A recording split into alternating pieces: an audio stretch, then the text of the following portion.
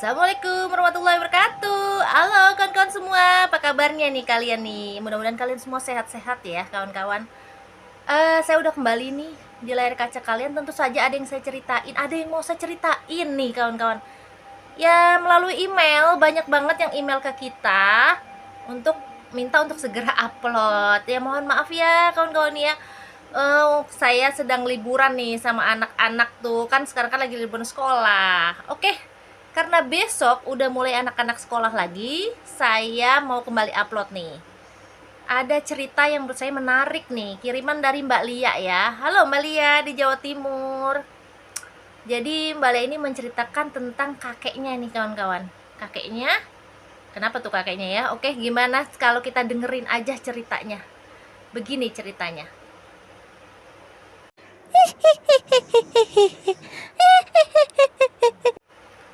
Cerita kali ini itu dimulai ketika Mbak Lia pindah sekolah dari Jakarta menuju Jawa Timur.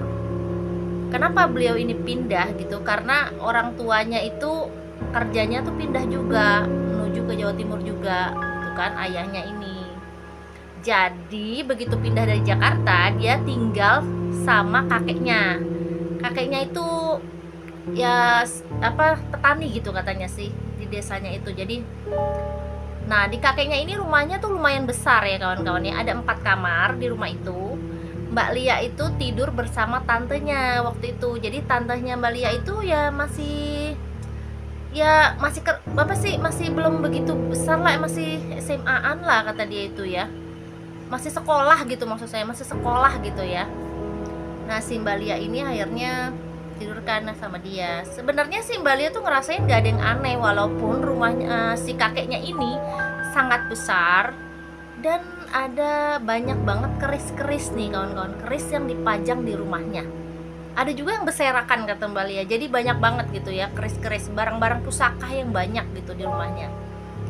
Sebenarnya Mbak Lia ini juga nggak mikir sampai ada sesuatu atau gimana gitu. Tibalah saat yang malam satu suruh ini, sebelum malam satu suruh lah pokoknya ya, itu si kakeknya ini memandikan keris-kerisnya kawan-kawan. Keris-keris yang dia mandikan itu adalah keris-keris yang dipajang katanya, yang dipajang saja, tidak yang ditaruh di bawah tuh enggak, hanya yang dipajang di atas. Itu ada tempatnya katanya Mbak Lia, jadi kayak kantong gitu untuk naruh si keris ini. Nah terus kakeknya ini cerita nih sama Mbak Lia, katanya dia bilang bahwa keris yang dia mandiin ini namanya keris kembar. Nah kembar ini katanya punya anak kawan-kawan. Jadi si keris kembar ini katanya tuh punya anak nih kawan-kawan, tapi anaknya ini akan pulang nanti pas malam satu surohnya ini, entar malamnya tuh. Terus Mbak Lia yang denger itu ya namanya anak kota ya, bilang ih apa sih gitu kan, yang nggak percaya gitu, cuman sudahlah gitu ya, gak jelas gitu doang gitu. Dia pikir cuma bohong doang gitu, kakeknya ngomong doang pikiran dia. Ya dia senyum-senyum aja tuh kan, dia nggak ngeh juga tuh bener apa enggak. Malamnya tiba nih kawan-kawan ya, dia tidur tuh kan sama tantenya. Pas dia udah tidur nih, kebetulan kata dia di atas jam 12 tuh dia pengen pipis kan, dia jalan kamar mandi sama tantenya ini berdua, tantenya nganterin. Pas dia dianterin sama tantenya pipis tuh ada suara.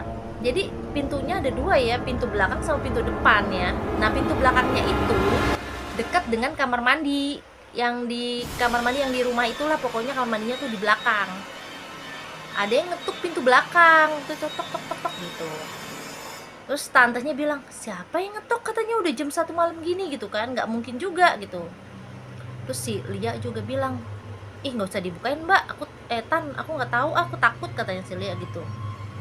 Tantenya iya juga, ngapain ya gitu kan, bukain udah, biarin aja lah gitu. Mereka tetap tuh kan pipis, abis pipis jalan dong menuju ruang tamu karena rumahnya besar banget.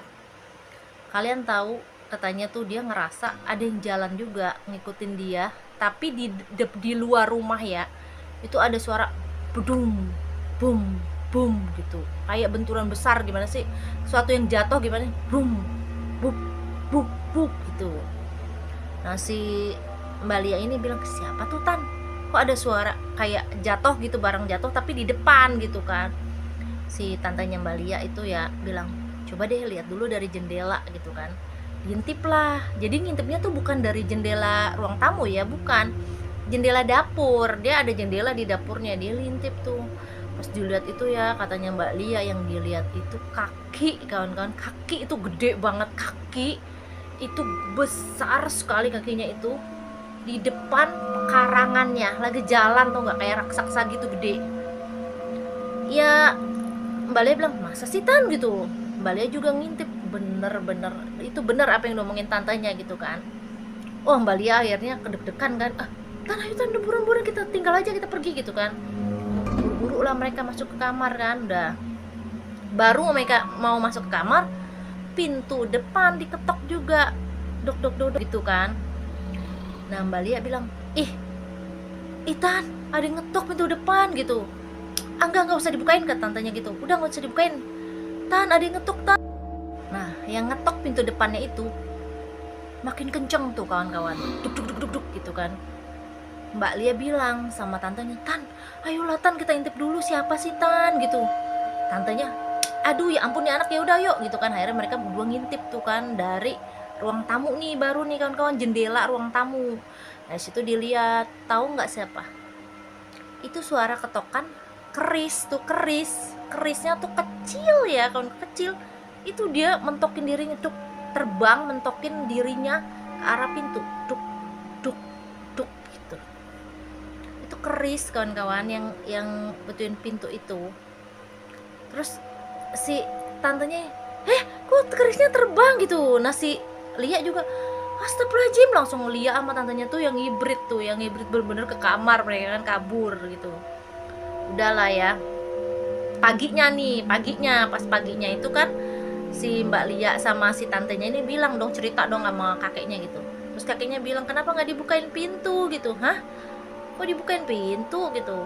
Ya itu kan dia nyariin orang tuanya, nyariin ibunya gitu. Ibunya kan ada di sini gitu. Ya udah akhirnya kakeknya tuh keluar kan ke pekarangan gitu.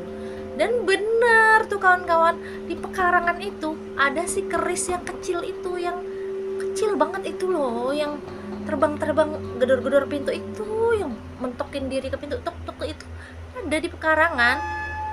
Mbak Lia sama tantenya tuh kan ngeri kan ngeliat kayak gitu, orang semalam dia ngeliat keris itu terbang gitu kan. Mbak Lia tuh langsung bilang kan sama papanya, Pah bisa nggak sih kita ngontrak rumah sendiri gitu kan, karena saking takutnya waktu itu menyarankan hal itu ke orang tuanya. Akhirnya orang tuanya juga memutuskan hal yang sama, pas bulan depannya dia pindah tuh kawan-kawan. Alhamdulillahnya ya sampai sekarang kakeknya tapi udah meninggal nih, udah lama lah ya kakeknya itu meninggal. Kerisnya ini udah lama nggak dimandi-mandiin juga, karena kan neneknya juga udah tua, jadi nggak ada yang urus tuh kerisnya sampai sekarang tuh katanya. Gimana ceritanya? Serem kan ya, lumayan lah ya. Ya percaya nggak percaya sih kawan-kawan, tapi ya Mbak Lia mengalaminya sendiri loh dia. Oke, makasih banyak ya Mbak Lia udah mau cerita ke kita. Dadah, assalamualaikum warahmatullahi wabarakatuh. Tunggu ya cerita saya berikutnya.